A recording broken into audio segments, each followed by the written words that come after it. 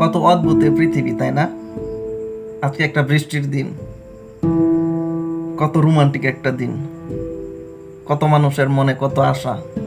ইস, আজকে যদি খিচুড়ি রান্না করে খাইতে পারতাম, আজকে যদি বিরিয়ানি রান্না করে খাইতে পারতাম, ইস, আজকে যদি অফিসটা বন্ধ থাকতো, বৃষ্টির দিনে বাসায় একটু সময় দিতে পারতাম।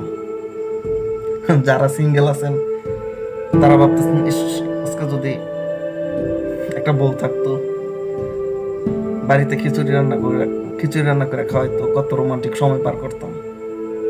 আবার এই একই দেশে অপর প্রান্তে একগুচ্ছ লোক, কত হাহাকার, কত আর্তনাদ, এই একই বৃষ্টির পানির বন্যায় তাদের ঘরবাড়ি বাসায় নিয়ে যেতেছে, তাদের গবাদি পশু, তাদের আবাদি জমি সব ধ্বংস হয়ে যেতেছে।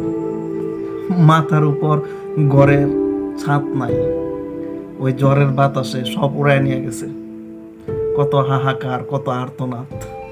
এরাও আমাদের মতোই আফসোস করতেছে, কিন্তু আমরা আফসোস করতেছি মানে আমাদের আবেগের বহিঃপ্রকাশের জন্য, আর এরা আক্ষেপ করে কালকে সে কি খাবে, কালকে সে কোথায় ঘুমাবে, কি হবে তার ঠিকানা।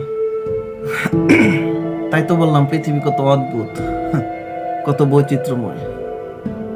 একই দিনে একই কারণে কেউ হাসে, আবার একই দিনে একই কারণে কেউ আর্তনাদ করে। আসলে আমাদের হাতে কিচ্ছু নাই। আমাদের উপর যতক্ষণ পর্যন্ত বিপদ আমাদের উপরে আসা না পড়ে, ততক্ষণ পর্যন্ত আমরা বুঝি না। আমাদের সামনে একজন বিপদে পড়লো, আমরা সর্বোচ্চ ইস, ওটা কত কষ্টে আছে, কত বিপদে আছে, এই পর্যন্তই।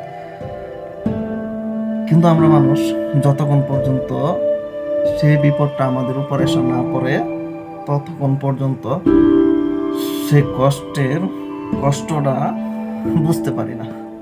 তাই যার সমস্যা একমাত্র সেই বুঝে। আমরা চাইলে হয়তো এই পৃথিবীর এই নিয়ম কানুন বদলাতে পারবো না, কারণ এটা আমাদের হাতে নাই।